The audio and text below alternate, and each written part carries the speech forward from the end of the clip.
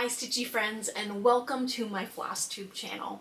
My name is Kenzie from Mudpuppy Stitchery, and I am a cross-stitch designer. I am a bird nerd and a wildlife lover, and I enjoy doing all of the crafty things. So if you're new, welcome. I hope you like what you see, and I hope that you'll continue to follow up with me on all of my future videos. For my current subscribers, thank you so very much for your continued support. I greatly appreciate it. So I hope everybody has been well. It has been good here and very, very busy the past couple of weeks, but it is finally starting to feel like summer here in Minnesota, and I am absolutely loving all of the sun that we're getting. But it's just crazy how much a bright sunny day just completely changes my mood and makes me feel 1,000 times better. So I swear I need to move down to like Arizona where it's sunny and at least 70 degrees for most of the year. That would be my happy place. But we're starting to get into birthday season for my family. TJ had a birthday earlier this month, and then my dad and my sister have birthdays coming up end of May and early June rather. And then my birthday is mid-June. So we also just celebrated Mother's Day, and that was super duper fun. So we went out to eat with my family at a super fancy restaurant that's actually attached to like an old historic hotel. And we had brunch together, and it was really nice. And then after that, we went flower shopping at a local garden store, and it was hopping. Everybody was out that day. And my mom had picked out a beautiful hanging flower basket, and that was her gift for Mother's Day, so it went really well. I'd also like to start investing in some hanging flower baskets just to help spruce up our deck area behind the house, because it definitely needs some color and it needs a little bit of TLC. But I am so excited to get it set up, and I'm excited that we have an area to sit outside and have some friends over for the summertime. And I also wanted to mention that I just hit 1,000 subscribers. I seriously cannot believe it, and that is such a huge accomplishment that I have been working towards for over a year. So thank you so very much for your support in making this dream possible. I really, really appreciate it. And it's just really encouraging knowing that all of my effort into putting into these videos is paying off, and it is thanks to you guys. So to start, let's mix things up a little bit and start with some purchases. I only have one purchase today, but I love it so much and I can't wait to get it started sometime this year, hopefully. So this is Red Panda by Needlelot Designs on Etsy, and it's absolutely adorable. So I've been really addicted to her incredible animal patterns, and earlier this year I had actually bought another one of hers, which is also called Possum Mama, and this is what it looks like. So darn cute. I love it. So I will most definitely leave a link down below to her Etsy shop, and I highly encourage you to check out her designs. They are so cute. So this was one of my purchases since last video. I've been forgetting to show you guys the past couple of videos, but after Easter time, I had picked up this really cool wooden rabbit at Joann's on clearance, and I thought this would be such a perfect cross-stitch finishing piece. But I have no idea what stitched piece I'm going to be putting on here, but that is a decision for future me. So I'm just glad I was able to pick it up, especially on clearance, and have it in my stash. I'd like to jump right into my WIPS, and I actually have 5 that I have worked on, which is quite a lot for me because I tend to like to focus on a piece for at least a week before I move on to something new. So for me, a week gives me enough time to make some considerable progress and feel like I'm actually accomplishing something. But you know, that's not necessarily the best strategy for Flosstube, where people tend to like to see more projects. So I've started rotating my WIPS a little bit more frequently, and I'm still feeling pretty good about it. especially with my overall progress, so that is good. The first WIP that I worked on was my Prairie Schooler Prairie Birds, and I am about 60% complete with this one. This is what it looks like. So I was able to start and finish this one right here with the house sparrows, and I am just loving how it is turning out. It is so pretty, and I really like that it's going to be like a long skinny piece, and I am planning on fully finishing it on a stained live edge piece of wood. But this was started in August of last year, and it is being stitched on 18 count evergreen by Fiber on a Whim fabrics. I will 1000% be buying more of this fabric because it is absolutely stunning. And so I do think the next one I do will probably be the Northern Cardinals, but I need to remember to pick up more of the dark green, which is DMC 520, so I need to put that onto my list. But yeah, I'm excited to keep working on it, and you will definitely be seeing more of this very soon. The next WIP that I worked on was Pileated and Birch by Chickadee Needlework on Etsy. And there really isn't a great cover page for this pattern, so I'm just going to hold it back far enough so that you can get kind of a general idea of what it is going to look like. But this is how far I got. Last time I had everything up to the neck done, and I've been working on filling in his body, and that's been super relaxing. But I've basically just been listening to a really good audiobook while working on this so that I could just zone out and go back and forth without thinking too much. I've been showing this piece on my Instagram, and people seem to really love this design because it is so simple and so graphic. And I absolutely love it, and I'm really enjoying stitching on it. And I think it looks especially good on this fabric.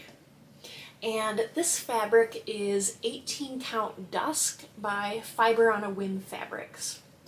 But this was started in February of this year, and I am eager to keep working on it. The next piece that I worked on was Moggy Manor by The Blue Flower. And this is what the pattern looks like, but mine is going to look a little bit different. So I'm doing quite a few customizations on this piece to honor the dogs in my life that have passed away. And so this is what mine looks like so far. So I really worked on the left-hand side here of this piece, filling in all of the leaves and putting in the bird and continuing working the birch tree all the way up to the top. So this will be the full height of the piece, which is really cool.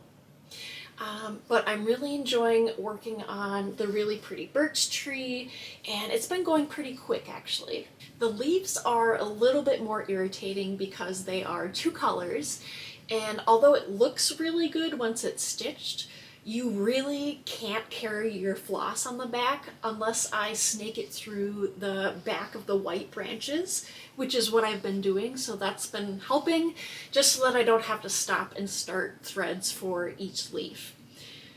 If I were smarter, I would have thought to just use a super variegated green and just use one floss for the leaves, but that did not occur to me.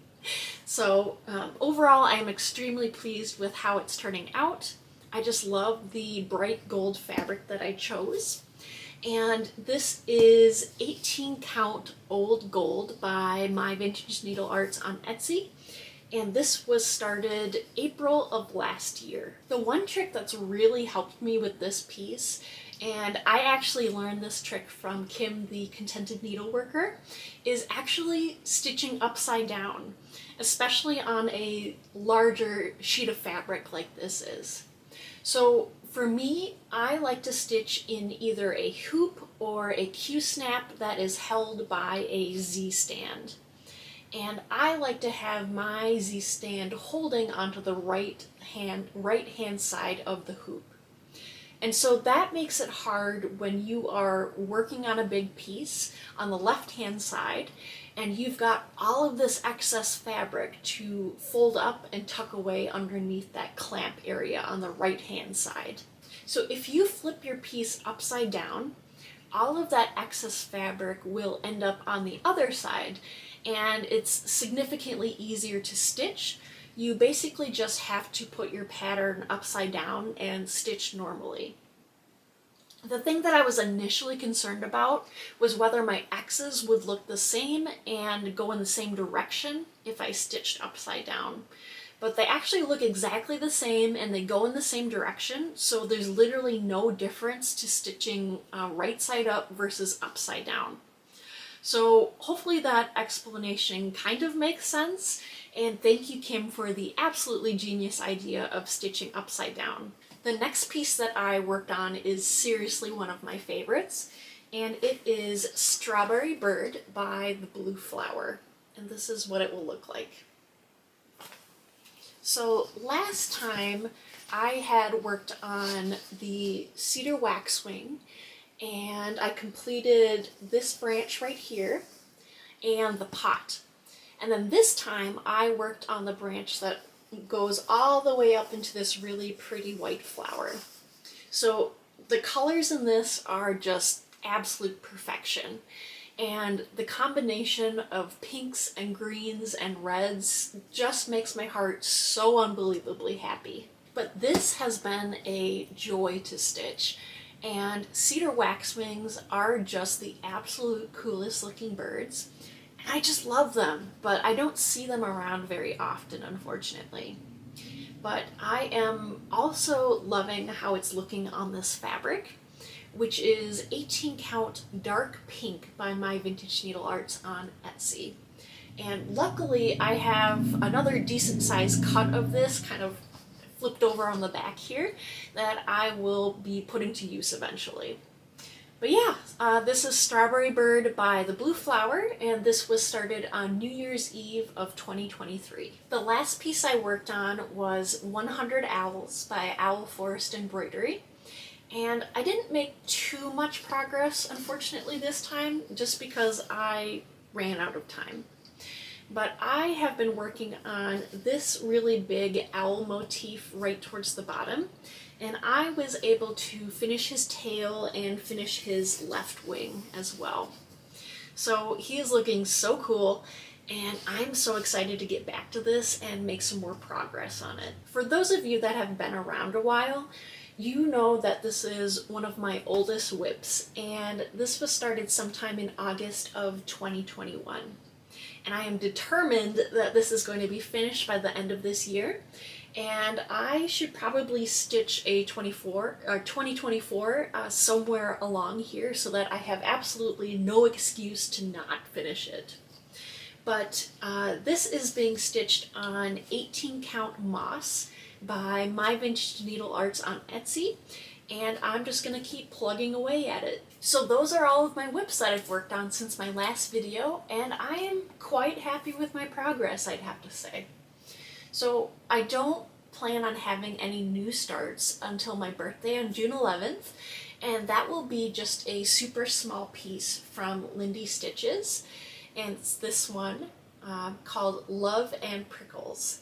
That was gifted to me by a lovely viewer. So I cannot wait to get this started on my birthday. This will be so adorable.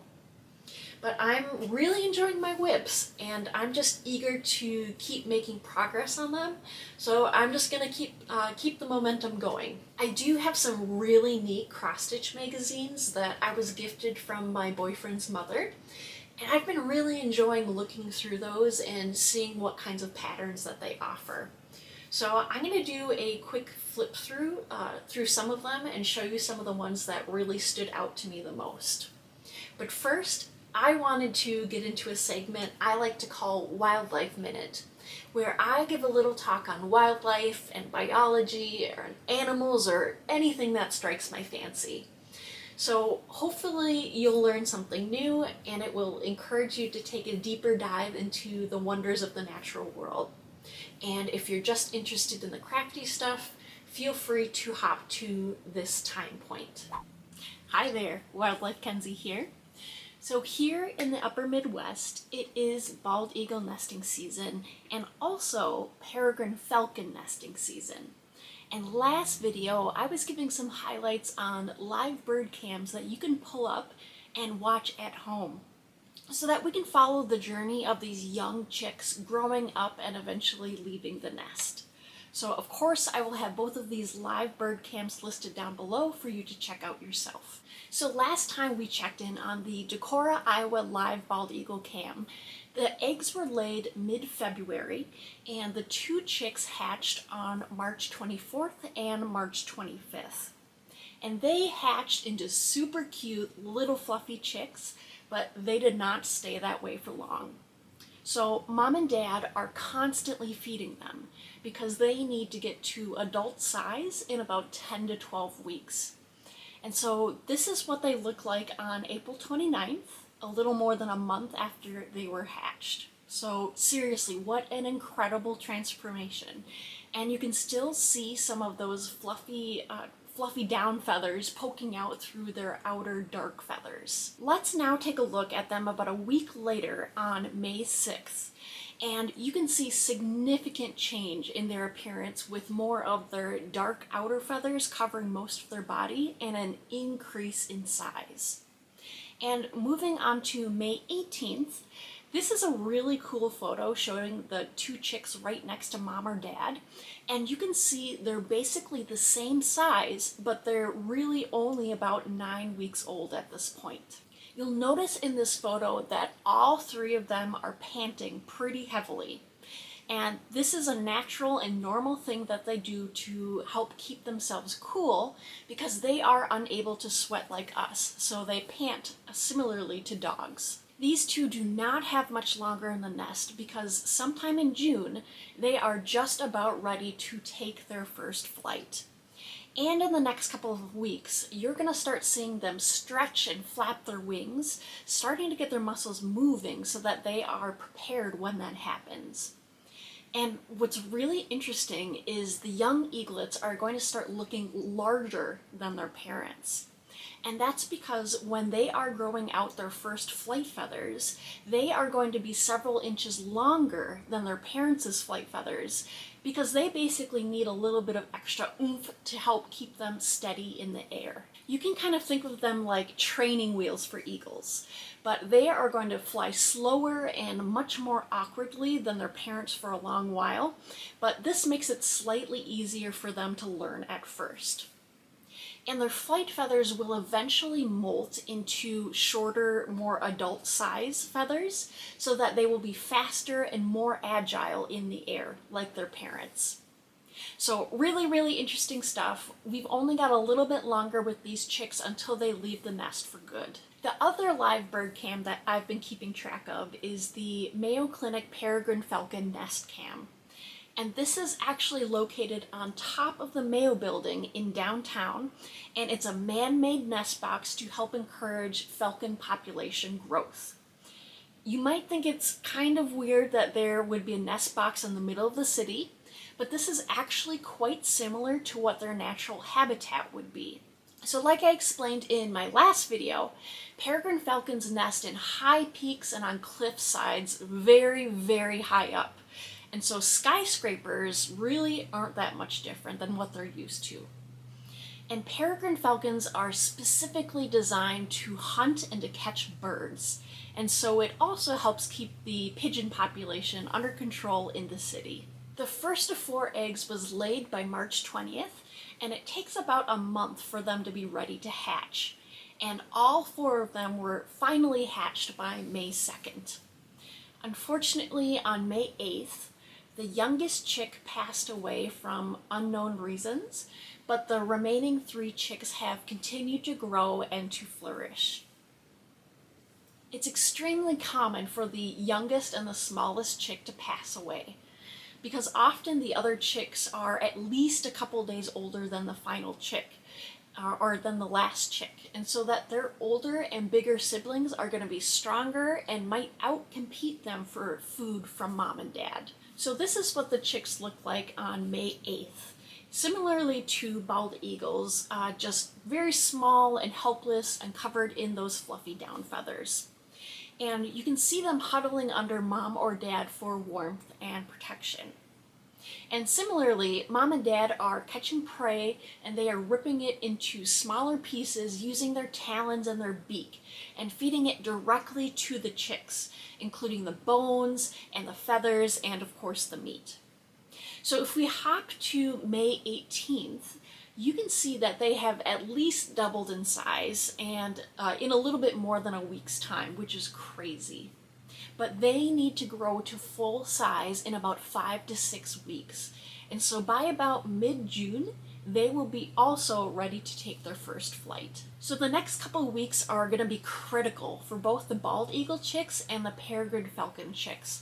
And so I highly recommend checking in on them every once in a while before they take their first flight and nesting season is officially over. So I hope you'd enjoyed today's Wildlife Minute, and let's get back to the stitching. All right, welcome back. I would like to give you a quick flip through of some of the older cross-stitch magazines that I was so kindly gifted. And I'd like to show you some of the patterns that I thought were especially interesting. So let's head on over and check those out. So here you can see I have a whole bunch of World of Cross-Stitch magazines, mostly from 2021. And you can see I have a whole bunch of patterns bookmarked to show you guys. I don't necessarily want to stitch all of them, but I think they're really fun to look through and to get inspired by. So the first one is issue 308 from July of 2021, and you can see the masterpiece right on the cover, which is this really neat green dragon. But once we flip to the first page, we come across this piece that's called April Showers Cross Stitch Kit by Historical Sampler Company. And you guys know, if it is a B piece, I want to stitch it, so I really love this. And then there's that green dragon again, and it looks like it's called Fantasy Dragon, and the designer is down here, and her name is Anne Stokes. Super neat, basically full coverage piece, and it says there are 19 greens in the pattern. Pretty crazy. But moving on, I wanted to quickly show you these cute little fruits and veggies. It looks like this was from a past issue 298 from October of 2020. Super fun. And then we've got an interesting little ferret piece designed by Doreen Jones. She does some really fun animal designs that I really like. And I've got my little paper covering the pattern because we can't show that. And then last from this issue that I really like, although the actual chart isn't in here, is this Prowling Tiger Kit that's designed by Luca S. Super neat. The next magazine is issue 306 from May of 2021, and it looks like a spring issue. And I was immediately drawn to this bee mandala, also by Doreen Jones. Like seriously, how cute is that? This is a must stitch for me, and this will be perfect for my future bee wall. And I thought this was really cool. They had some Mexican-inspired designs, and of course you've got the Frida Kahlo and some Dia de los Muertos skulls. Very, very neat. And then I thought this full coverage piece was really beautiful. It is called Thatched Cottage, designed by Carol Thornton. Very beautiful, not something I would stitch, but really, really neat. And this magazine is issue 307 from June of 2021, and it's got Wallace and Gromit on it. I used to love Wallace and Gromit, although it scared me so badly as a kid. The claymation is kind of creepy, but I also loved it as well. So of course we've flipped through, and this is a full coverage piece again. Not something I would stitch, but it's really, really fun. Moving on to this interesting one. This is called Heron Panel, and the designer is Kay Widowson. And the blues and the greens are really lovely on this one, and I definitely love herons, but I'm not entirely sure I love the eye on that one. It's just a little bit more abstract and loose, which is still really fun and really interesting. Moving on to the next magazine is issue 302 from January of 2021. And this was another pet portrait from Doreen Jones that I really liked, a super cute little orange cat. And like I said before, she does a really great job on pet portraits. But moving on to the next piece, and this is called Northern Lights by Amanda Butler. Very beautiful and very much a full coverage piece. This next magazine is issue 303 from February of 2021, and I thought this was a super cute little sampler piece called Shaker Sampler, designed by Leslie Tier. Now, I'm not huge into samplers, but I would definitely do this little piece. Very, very fun and super cute. The next pattern I'm actually going to be mailing out to a very good stitchy friend named Denise from Black Ribbon Stitch Studio. She recently mentioned in her last couple Flosstubes that she loves stitching clocks, and so I had sent her a message asking if she would like me to mail it to her, and she said absolutely yes. So this will be going out in the mail soon, and this is called Steampunk Clock by Susan Bates. The next magazine is issue 309 from August of 2021, and they have some really neat little sampler motifs with lots of birds and trees and flowers and borders and baskets and crowns, but they really don't show all of them fully stitched up. So unfortunately, I can't really show you the actual chart, but you'll just have to trust me that they're really cute, and if you are into samplers, you will really like these motifs. And then the other one I really liked, this one was called Sepia Elephants by Carol Thornton, and I thought this was just so pretty. This is a full coverage I might actually be tempted to do, but we shall see. And last but not least, we've got this magazine issue 304 from March of 2021, and it's got this fantastic chicken on the front. Super cute. And here he is in a little bit more detail. The pattern is called Rainbow Cockerel by Hannah Dale, and he's really fun. And then we've got this last one, which I really liked, which was a cathedral sampler designed by Jenny Vanderweel. And this is so, so pretty. I really do want to stitch this one, and I actually really love it on the green fabric that they chose. All right, last but not least, I have got a freebie chart for you to download if you'd like. This is called Kindness is Free by Teresa Kogut. And it's super adorable, and it would look good in any colors that you choose. So I will leave the link down below if you're interested. All right, Stitchy friends, that is all that I have for you today. I really hope that you enjoyed today's video, and if you did, please like the video, please comment down below, and check out my Etsy page, which will also be linked. And please follow me at Mudpuppy Stitchery on Instagram to keep an eye on what I'm doing in between videos. So I appreciate you so very much, and I hope to see you in about 3 weeks. So take care, do some bird watching, and stitch all of the things. Bye!